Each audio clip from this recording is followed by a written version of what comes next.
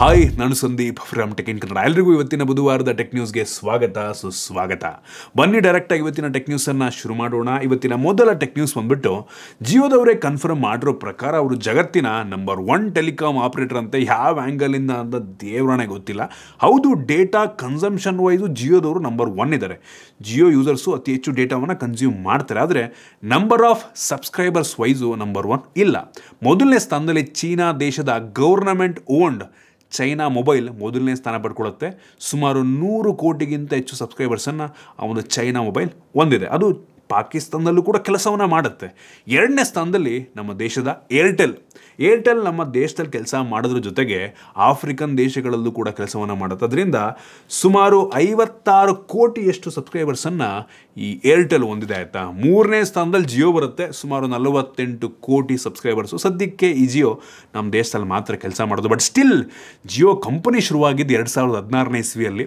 Airtel ಯಾವುದೋ ಕಾಲಾಗ್ಬಿಟ್ಟಿದೆ. 2000ನೇ ಇಸ್ವಿ ಟೈಮಲ್ಲೆಲ್ಲೋ ಶುರುವಾಗಿರೋದು. But still ಬರೀ 9 ವರ್ಷದಲ್ಲಿ ಜಗತ್ತಿನ 3ನೇ ಅತಿ ದೊಡ್ಡ ಕಂಪನಿ ಆಗಿದೆ ಅಂತ ಅಂದರೆ ಯೋಚನೆ ಮಾಡ್ಕೊಳ್ಳಿ. ಆಯಿತಾ. ಕ್ರೇಜಿ ವಿಷಯ.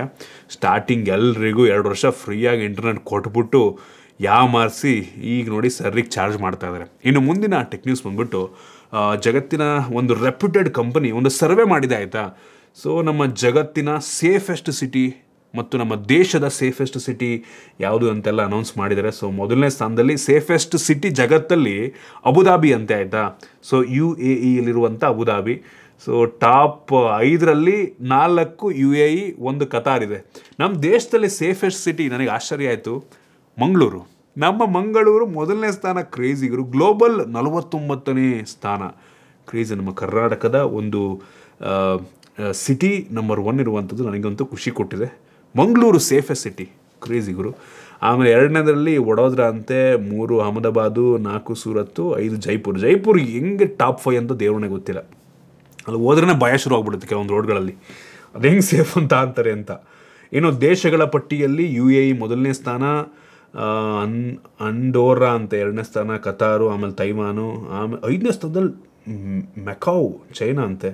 ಆಮೇಲೆ ಇಂಡಿಯಾ 67ನೇ ಸ್ಥಾನ. ಇಂಡಿಯಾ ಸೇಫೆಸ್ಟ್ ಸಿಟಿನಲ್ಲಿ 67ನೇ ಪೊಸಿಷನ್ ನಮ್ಮದು. ಕ್ರೇಜಿ ಗುರು. ಇನ್ನು ಮುಂದಿನ ಟೆಕ್ ನ್ಯೂಸ್ ಬಂದ್ಬಿಟ್ಟು ರೀಸೆಂಟಾಗಿ ಬಂದಿರೋ ರಿಪೋರ್ಟ್ನ ಪ್ರಕಾರ, ಅದು ಗೌರ್ನಮೆಂಟ್ನವರೇ ರಿಲೀಸ್ ಮಾಡಿರುವಂಥ ರಿಪೋರ್ಟು, ನಮ್ಮ ದೇಶದಲ್ಲಿ ಏನು ಸೇಲ್ ಆಗ್ತದೆ ಸ್ಮಾರ್ಟ್ಫೋನ್ಗಳು, ಅದರಲ್ಲಿ 99.2% ಸ್ಮಾರ್ಟ್ಫೋನ್ಗಳು ಮೇಡ್ ಇನ್ ಇಂಡಿಯಾ ಸ್ಮಾರ್ಟ್ಫೋನ್ ಅಂತೆ. ಅದು ಮೇಡ್ ಇನ್ ಇಂಡಿಯಾ ಅಲ್ಲ, ಅಸೆಂಬಲ್ಡ್ ಇನ್ ಇಂಡಿಯಾ ಅಂತ ಮಾಡಿದ್ರೆ ಚೆನ್ನಾಗಿರುತ್ತೆ ನಂಗೆ ಅನ್ನಿಸ್ತಂಗೆ. ಮೇಡ್ ಇನ್ ಇಂಡಿಯಾ ಇನ್ನೂ ಕಂಪ್ಲೀಟಾಗಿ ಆಗಿಲ್ಲ. ಫ್ಯೂಚರ್ನಲ್ಲಿ ಆಗುತ್ತೆ ನಂಗೆ ಅನ್ನಿಸ್ತಂಗೆ. ಬಟ್ ಸದ್ಯಕ್ಕೆ ಮೋಸ್ಟ್ ಆಫ್ ದ ಪಾರ್ಟ್ಗಳು ಅಸೆಂಬಲ್ ಆಗ್ತಾ ಇದೆ. ಇನ್ನು ಮುಂದಿನ ಟೆಕ್ ನ್ಯೂಸ್ ಬಂದ್ಬಿಟ್ಟು ICICI ಬ್ಯಾಂಕ್ನವರು ಆಗಸ್ಟ್ 1ನೇ ತಾರೀಕಿಂದ, ಅಂದರೆ ಈ ತಿಂಗಳಿಂದ ಏನೋ UPI ಟ್ರಾನ್ಸಾಕ್ಷನ್ನಿಗೆ ದುಡ್ಡನ್ನು ಚಾರ್ಜ್ ಮಾಡೋಕ್ಕೆ ಶುರು ಮಾಡಿದಾರಂತೆ. ಎಷ್ಟು ನಿಜ ಅಂತ ಗೊತ್ತಿಲ್ಲ. ಒಂದು ಲಿಮಿಟ್ ಇಡ್ತಾರೆ ನಂಗೆ ಅನ್ನಿಸ್ತಂಗೆ. ಸೊ ಅದಕ್ಕಿಂತ ನೀವು ಜಾಸ್ತಿ ಇದು ಮಾಡಿದ್ರೆ ಮೋಸ್ಟ್ಲಿ ಚಾರ್ಜ್ ಮಾಡ್ಬೋದು. ಫ್ಯೂಚರಲ್ಲಿ ಎಲ್ಲ ಒಂದು ಬ್ಯಾಂಕ್ನವರು ಕೂಡ ಮಾಡಿದ್ರು ಆಶ್ಚರ್ಯ ಪಡಬೇಕಾಗಿಲ್ಲ. ಇನ್ನು ಮುಂದಿನ ಟೆಕ್ ನ್ಯೂಸ್ ಬಂದ್ಬಿಟ್ಟು ಪರ್ಪ್ಲೆಕ್ಸಿಟಿ AI. ನಿಮ್ಮೆಲ್ಲರಿಗೂ ಗೊತ್ತಿರುತ್ತೆ, ಏರ್ಟೆಲ್ ಸಿಮ್ ಇದ್ದವರೆಲ್ಲರೂ ಕೂಡ ಯೂಸ್ ಮಾಡ್ತಾ ಇರ್ತೀರ. ಈ ಕಂಪನಿಯ ವ್ಯಾಲ್ಯೂಯೇಷನ್ನು ಸುಮಾರು $18 ಬಿಲಿಯನ್, ಅಪ್ರಾಕ್ಸಿಮೇಟ್ಲಿ 1.5 ಲಕ್ಷ ಕೋಟಿ. ಆಯಿತಾ. ಈ ಕಂಪನಿಯವರು ಗೂಗಲ್ ಕ್ರೋಮನ್ನು ಪರ್ಚೇಸ್ ಮಾಡೋದಕ್ಕೆ ಇಂಟ್ರೆಸ್ಟನ್ನು ತೋರಿಸಿದ್ದಾರೆ. ಆಯಿತಾ. ಗೂಗಲ್ ಕ್ರೋಮ್ ಕಂಪನಿಯ ವ್ಯಾಲ್ಯೂಯೇಷನ್ನು, ಅಂದರೆ ಗೂಗಲ್ ಕ್ರೋಮ್ ಬ್ರೌಸರ್ ಏನಿದೆ ಅದ್ರ ವ್ಯಾಲ್ಯೂಯೇಷನ್ ಬರೀ ಗೂಗಲ್ ಕಂಪ್ನಿದಲ್ಲ. ಆಯಿತಾ. ಬರೀ ಗೂಗಲ್ ಕ್ರೋಮ್ದು ಸುಮಾರು $34.5 ಬಿಲಿಯನ್, ಅಂದರೆ 3 ಲಕ್ಷ ಕೋಟಿ ಆಗುತ್ತೆ ಅಪ್ರಾಕ್ಸಿಮೇಟ್ಲಿ. ಒಂದು ರೀತಿ ಈ ಪರ್ಪ್ಲೆಕ್ಸಿಟಿದು ಡಬಲ್ ವ್ಯಾಲ್ಯೂಯೇಷನ್ ಇದೆ ಗೂಗಲ್ ಕ್ರೋಮಿಂದು. ಫುಲ್ ಕ್ಯಾಶ್ ಟ್ರಾನ್ಸಾಕ್ಷನ್ ಮಾಡ್ತಾರೆ. ಅದು ಹೆಂಗೆ ಪರ್ಚೇಸ್ ಮಾಡ್ತಾರೆ, ಎಲ್ಲಿಂದ ದುಡ್ಡು ತರ್ತಾರೆ ಅಂತ ಗೊತ್ತಿಲ್ಲ. ಇಂಟ್ರೆಸ್ಟ್ ತೋರಿಸ್ತಾ ಇದ್ದಾರೆ. ಈ ಅಮೆರಿಕಾದಲ್ಲಿ ಅಧಿಕಾರಿಗಳು ಗೂಗಲ್ಗೆ ಒಂದು ಆರ್ಡರ್ ಕೊಡ್ತಾ ಇದ್ದಾರೆ. ಆಯಿತಾ. ನೀವು ನಿಮ್ಮ ಗೂಗಲ್ ಕ್ರೋಮನ್ನು ಬೇರೆಯವ್ರಿಗೆ ಸೇಲ್ ಮಾಡಿಬಿಡಿ ಅಂತ, ಸೇಲ್ ಮಾಡಬೇಕು ನೀವು ಅಂತ.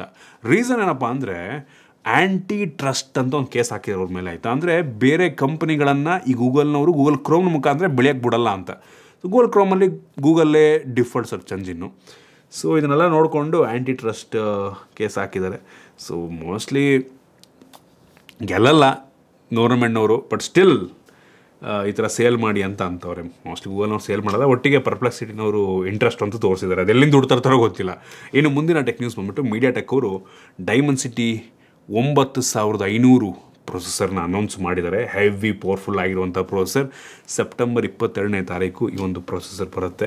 ಸೊ ಇದು ಐ ಹೋಪ್ ಇದು ಜಾಸ್ತಿ ಹೀಟ್ ಆಗಲ್ಲ ಅಂತ ಅಂದ್ಕೊಳ್ಳೋಣ. ಯೂಶಲಿ ಮೀಡಿಯಾಟೆಕ್ಕಿಂದು ಡೈಮೆನ್ಸಿಟಿ 9000 ಸೀರೀಸ್ ಎಲ್ಲ ಪ್ರೊಸೆಸರ್ಗಳು ನಾರ್ಮಲ್ಗಿಂತ ಸ್ವಲ್ಪ ಜಾಸ್ತಿ ಹೀಟ್ ಆಗುತ್ತೆ. ಹೆವಿ ಓವರ್ ಹೀಟ್ ಅಲ್ಲ, ಒಂದು ಸ್ವಲ್ಪ ಜಾಸ್ತಿ ಹೀಟ್ ಆಗುತ್ತೆ. ಒಂದು 52 ಡಿಗ್ರಿ ತನಕ ಹೋಗುತ್ತೆ ಯೂಶಲಿ. ಐ ಹೋಪ್ ಇದು ಈಟಿಂಗ್ ಇಶ್ಯೂ ಸ್ವಲ್ಪ ಕಡಿಮೆ ಇರುತ್ತೆ ಅಂತ ಅಂದ್ಕೊಳ್ಳೋಣ. ಒಟ್ಟಿಗೆ ಹೆವಿ ಪವರ್ಫುಲ್ ಆಗಿರೋ ಒಂದು ಪ್ರೊಸೆಸರ್, ಕ್ಲಾಕ್ ಸ್ಪೀಡು, ಕೋರ್ಸ್ ಎಲ್ಲ ನೋಡಿದ್ರೆ ಸಖತ್ ಪವರ್ಫುಲ್ ಅಂತ ಅನ್ನಿಸ್ತಾ ಇದೆ. 8 Li 2ಗೆ ಕಂಪೇರ್ ಮಾಡಿಕೊಂಡ್ರೆ ಎಷ್ಟು ಪವರ್ಫುಲ್ ನೋಡಬೇಕಾಗಿದೆ. ಇನ್ನು ಮುಂದಿನ ಟೆಕ್ನಿಕ್ಸ್ ಬಂದ್ಬಿಟ್ಟು ಸ್ಯಾಂಡಿಸ್ಕ್ ಅವರು ಒಂದು SSDಯನ್ನು ಲಾಂಚ್ ಮಾಡಿದ್ದಾರೆ ಆಯಿತಾ. 256 TB, ಯಪ್ಪ 256 ಟೆರಾಬೈಟ್ ಸ್ಟೋರೇಜ್ ಹೊಂದಿರುವಂಥ ಒಂದು ಹಾರ್ಡ್ ಡ್ರೈವು. ಕ್ರೇಜಿ ಇವರು. ಇದು ನಾರ್ಮಲ್ಲಾಗಿ ನಾವು ಯೂಸ್ ಮಾಡೋದೇ ಕಷ್ಟ. ಈ ಲೆವೆಲ್ ಡಾಟಾವನ್ನು ಪ್ರೋಸೆಸ್ ಮಾಡೋದೇ ಕಷ್ಟ ನಮ್ಮ ನಾರ್ಮಲ್ ಕಂಪ್ಯೂಟರ್ಗಳಿಗೆ. ಯಾವುದೋ ಸೂಪರ್ ಕಂಪ್ಯೂಟರ್ಗಳಲ್ಲಿ ಮೋಸ್ಟ್ಲಿ ಇದು ಯೂಸ್ ಮಾಡ್ತಾರೆ ಏನೋ ಗೊತ್ತಿಲ್ಲ. 256 TB ಅಂತ ಅಂದರೆ 256 ಇಂಟು 1024 ಅಂತ ಅಂದ್ಕೊಳ್ಳಿ, ಇಂಟು 1024 GB. ಕ್ಯಾಲ್ಕುಲೇಟ್ ಮಾಡ್ಕೊಳ್ಳಿ ಎಷ್ಟು GB ಸ್ಟೋರೇಜ್ ಆಗುತ್ತೆ ಅಂತ. ಸೊ ಈ ಒಂದು ಹಾರ್ಡ್ ಡ್ರೈವ್ ಮುಖಾಂತರ 128 GBದು ಐಫೋನ್ ವೇರಿಯಂಟ್ ಏನಿದೆ, ಸುಮಾರು 2048 128 GB ಐಫೋನ್ ವೇರಿಯಂಟ್ಗಳನ್ನು ಬ್ಯಾಕಪ್ ಮಾಡ್ಬೋದು ಅಂತ ಇದರಲ್ಲಿ. ಯಪ್ಪ ದೇವ್ರು, ನಮ್ಮ ಲೈಫ್ ಟೈಮ್ ಮೆಮೊರಿಯನ್ನು ಇದರಲ್ಲಿ ಸ್ಟೋರ್ ಮಾಡ್ಬೋದೇನಪ್ಪ. ಪ್ರೈಸ್ ಎಷ್ಟಿರ್ಬೋದು ಅಂತ ನನಗೆ ಎಲ್ಲೂ ಸಿಗ್ತಿಲ್ಲ ಪ್ರೈಸ್. ಅದ್ರದ್ದು ಪ್ರೈಸ್ ಎಷ್ಟಿರ್ಬೋದು ಅನ್ನೋದು ಒಂದು ಯಕ್ಷ ಪ್ರಶ್ನೆ. ಕ್ರೇಜಿ ಗುರು. ಇನ್ನು ಮುಂದಿನ ಟೆಕ್ನಿಕ್ಸ್ ಬಂದ್ಬಿಟ್ಟು ಡೆಲ್ಲಿ ಸುಪ್ರೀಂ ಕೋರ್ಟ್ ಒಂದು ಆರ್ಡರ್ನ ಮಾಡಿದೆ. ಏನಪ್ಪ ಅಂದರೆ ಡೆಲ್ಲಿಯಲ್ಲಿರುವಂಥ ಎಲ್ಲ ಸ್ಟ್ರೀಟ್ ಡಾಗ್ಗಳನ್ನು, ಬೀದಿ ನಾಯಿಗಳನ್ನು ಒಂದು ಶೆಲ್ಟರಿಗೆ ಹಾಕಬೇಕು ಅಂತ. ಆ ಶೆಲ್ಟರ್ನಲ್ಲಿ ಆ ನಾಯಿಗಳಿಗೆ ಊಟ ನೋಡ್ಕೋತಾರಂತೆ ಆಯಿತಾ.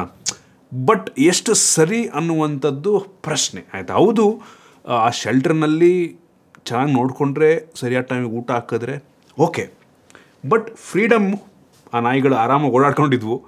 ಇದೀಗ ಅವನ್ನ ಲಾಕ್ ಮಾಡ್ದಂಗೆ ಆಗುತ್ತೆ. ಜೊತೆಗೆ ಎಷ್ಟು ನಾಯಿಗಳನ್ನು ಈ ಒಂದು ಪ್ರೋಸೆಸ್ಸಲ್ಲಿ ಹೊಗೆ ಹಾಕಿಸ್ತಾರೋ ದೇವ್ರಿಗೆ ಗೊತ್ತು. ನೋಡಿ ಹೆಂಗಾಗುತ್ತೆ ಅಂದರೆ, ಆ ನಾಯಿಗಳು ಈ ಸಿಟಿ ಹಾಕಿಂತ ಮುಂಚೆಯಿಂದನೂ ಎಲ್ಲಿ ಬೇಕಾದ್ರೂ ಓಡಾಡ್ಕೊಂಡಿರ್ತವೆ. ಈಗ ನಾವು ಅದನ್ನು ಸಿಟಿ ಕಟ್ಟಿ ಆ ನಾಯಿಗಳನ್ನ ಒಂದು ಜಾಗದಲ್ಲಿ ಕೂಡಾಕಬೇಕು ಅಂದರೆ ಎಷ್ಟು ಸರಿ ಅಂತ ಅನಿಸುತ್ತೆ. ಒಬ್ಬೊಬ್ಬರು ವಾದ ಒಂದೊಂದು ರೀತಿ ಇರುತ್ತೆ. ಎಲ್ರಿಗೂ ಫ್ರೀಡಮ್ ಬೇಕು. ನಮ್ಮನ್ನು ತೆಗ್ಬಿಟ್ಟು ಒಂದು ಕಡೆ ಎಲ್ಲರೂ ಜೈಲ್ ಒಳಗೆ ಹಾಕ್ಬಿಟ್ರೆ ಹೆಂಗೆ ಅನ್ಸುತ್ತೆ ಹೇಳಿ. ಆ ನಾಯಿಗಳು ಏನು ಮಾಡಿದ್ವು, ಅದ್ರ ಪಾಡಿಗೆ ಅವಿರ್ತವೆ. ಕೆಲವೊಂದು ಟೈಮ್ ಕೆಲವು ಜನ ಕಚ್ತವೆ. ಏನು ಮಾಡೋಕ್ಕಾಗಲ್ಲ. ನಾವು ಬಿಡ್ತೀವ ನಾವು ಬಿಡ್ತೀವ ಹೇಳಿ. ಮನುಷ್ಯನ ಕಡಿಮೆನಾ? ಏನು ಮಾಡೋಕ್ಕಾಗಲ್ಲ.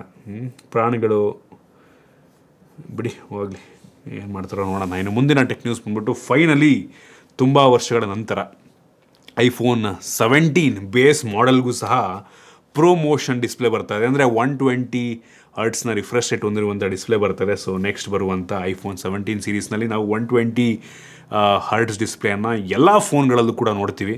ಕಳೆದ ವರ್ಷ ಐಫೋನ್ 16ನಲ್ಲಿ ಬರೀ 60 ಹರ್ಟ್ಸ್ ಇತ್ತು. ಸೊ ಫೈನಲಿ 17ಗೆ 120 ಹರ್ಟ್ಸ್ ಬರ್ತಾಯಿದೆ. ಎಲ್ಲ ಖುಷಿ ಪಡ್ರಪ್ಪ. ಇನ್ನು ಮುಂದಿನ ಟೆಕ್ ನ್ಯೂಸ್, ಸ್ಯಾಮ್ಸಂಗ್ ಅವರು ಗ್ಯಾಲಕ್ಸಿ A17 ಫೋನ್ ಏನು ಲಾಂಚ್ ಮಾಡ್ತಾರೆ. ಕಳೆದ ಟೆಕ್ ನ್ಯೂಸಲ್ಲಿ ಹೇಳಿದ್ದೆ, ಇದೀಗ ಕನ್ಫರ್ಮ್ ಆಗಿದೆ. ಸೊ ಅವರ ಬಾಕ್ಸ್ ಒಳಗೆ 25 ವಾಟಿನ ಚಾರ್ಜರ್ ಕೊಡ್ತಾರಂತೆ ಗುರು. Not bad. ನಾನು ಅಂದ್ಕೊಂಡೆ ಒಂದು 15 ವಾಟ್ ಇರುತ್ತೆ ಅಂತ, ಬಟ್ ಇಲ್ಲ, 25 ವಾಟಿಂದ ಫಾಸ್ಟ್ ಚಾರ್ಜರ್ ಬಾಕ್ಸ್ ಒಳಗೆ ಕೊಡ್ತಾ ಇದ್ದಾರೆ. ಸೂಪರ್ ವಿಷಯ. ಇನ್ನು ಮುಂದಿನ ಟೆಕ್ ನ್ಯೂಸ್ ಬಂದ್ಬಿಟ್ಟು ಆಪಲ್ ಅವರು ನೆಕ್ಸ್ಟ್ ಲಾಂಚ್ ಮಾಡುವಂಥ ಮ್ಯಾಕ್ಬುಕ್ ಪ್ರೋನಲ್ಲಿ OLED ಡಿಸ್ಪ್ಲೇ ಇರುತ್ತಂತೆ with dynamic island. Mostly face unlock, touch ID ಜೊತೆಗೆ ಫೇಸ್ ID ಕೂಡ ಇರಬಹುದು ಅಂತ ಅನಿಸುತ್ತೆ. ನೋಡೋಣ ಯಾವ ರೀತಿ ಇರುತ್ತೆ, ಎಷ್ಟು ಸೇಫ್ ಆಗಿರುತ್ತೆ ಅಂತ. ಬಟ್ ಪ್ರೈಸ್ ಕೂಡ ಜಾಸ್ತಿ ಆಗುತ್ತೆ ಅಂತ ಕಾಣುತ್ತೆ. ಇನ್ನು ಮುಂದಿನ ಟೆಕ್ ನ್ಯೂಸ್ ಬಂದ್ಬಿಟ್ಟು ವಿವೋದವರು ವಿವೋ V60 ಫೋನನ್ನು ಬೇಸ್ ವೇರಿಯಂಟು 8GB 128 GBಯನ್ನು 37,000 ರೂಪಾಯಿಗೆ ಲಾಂಚ್ ಮಾಡಿದ್ದಾರೆ. ಈ ಫೋನಲ್ಲಿ LPDDR4X RAM, UFS 2.2 ಸ್ಟೋರೇಜು. 37,000 ರೂಪಾಯಿಗೆ UFS 2.2 LPDDR4X ಅಂದರೆ ದೇವರೇ ಕಾಪಾಡಬೇಕು. ಜೊತೆಗೆ ಸ್ನ್ಯಾಪ್ಡ್ರ್ಯಾಗನ್ 7 Gen 4 ಪ್ರೊಸೆಸರ್. ಹೆವಿ ಕಡಿಮೆ ಆಯಿತು, 36,000 ರೂಪಾಯಿಗೆ. ಕ್ರೇಜಿ ಗುರು. ವಿವೋ T4 ಅಲ್ಟ್ರಾ ಫೋನೇ ಬರುತ್ತವೆ, ಇದಕ್ಕಿಂತ ಚೆನ್ನಾಗಿರೋ ಫೋನೇ ಬರುತ್ತಪ್ಪ. ಬೇಜಾನ್ ಆಪ್ಷನ್ ಇದೆ. ಪೋಕೋ ಇದೆ, OnePlus ಇದೆ, OnePlus Nord C, Nord 5 ಇದೆ. ಏನೋಪ್ಪ. ಇನ್ನು ಮುಂದಿನ ಮತ್ತು ಕೊನೆ ಟೆಕ್ ನ್ಯೂಸ್, ವಿವೋದವರು ಆಪಲ್ದು ಏನು ವಿಷನ್ ಪ್ರೋ ಇದೆ ಅಲ್ವಾ, ಸೊ ಆ ಥರ ವಿವೋ ವಿಷನ್ ಅಂತ ಒಂದು ಮಿಕ್ಸ್ಡ್ ರಿಯಾಲಿಟಿ ಹೆಡ್ಸೆಟನ್ನು ಲಾಂಚ್ ಮಾಡ್ತಾ ಇದ್ದಾರೆ. ಸೊ ಆಗಸ್ಟ್ 21ಕ್ಕೆ ಚೈನಾದಲ್ಲಿ ಲಾಂಚ್ ಆಗ್ತದೆ. ನೋಡೋಣ ಯಾವ ರೀತಿ ಇರುತ್ತೆ ಅಂತ. ರಿವ್ಯೂಸ್ಗಳು ಬರ್ತವೇ ಇರೋದು, ನೋಡೋಣ. ನಮ್ಮ ದೇಶದಲ್ಲಂತೂ ಲಾಂಚ್ ಆಗೋ ಡೌಟ್, ಯಾರು ತಗೊಳ್ಳಲ್ಲ ಇದನ್ನ. ಯೂಶ್ವಲಿ ಎಕ್ಸ್ಪೆನ್ಸಿವ್ ಇರುತ್ತೆ, 1 ಲಕ್ಷದ ಮೇಲಂತೂ ಇರುತ್ತೆ 100%. ನೋಡೋಣ. ಇವಿಷ್ಟು ಇವತ್ತಿನ ಟೆಕ್ ನ್ಯೂಸ್. ಐ ಹೋಪ್ ನಿಮಗೆ ಇವತ್ತಿನ ಟೆಕ್ ನ್ಯೂಸಲ್ಲಿ ಕೆಲವೊಂದು ಹೊಸ ವಿಷಯ ತಿಳೋಕೆ ಸಿಕ್ಕಿದೆ ಅಂತ ಅನ್ಕೋತೀನಿ. ಇಷ್ಟ ಆಗಿದ್ರೆ ಲೈಕ್ ಮಾಡಿ, ಶೇರ್ ಮಾಡಿದ ರೀತಿ ನಮ್ಮ ಬೇರೆ ಬೇರೆ ವೀಡಿಯೋಗಳಿಗೆ ನಮ್ಮ tech in Kannada YouTube channel subscribe ಮಾಡ್ಕೊಂಡಿಲ್ಲ ಅಂದರೆ ಈಗಲೇ ಸಬ್ಸ್ಕ್ರೈಬ್ ಮಾಡ್ಕೊಳ್ಳಿ ಮತ್ತು ಬೆಲ್ ಐಕನ್ ಕೂಡ ಕ್ಲಿಕ್ ಮಾಡ್ಬೋದು. ಸಿಗೋಣ ಮತ್ತೆ ಮುಂದಿನ ವೀಡಿಯೋದಲ್ಲಿ.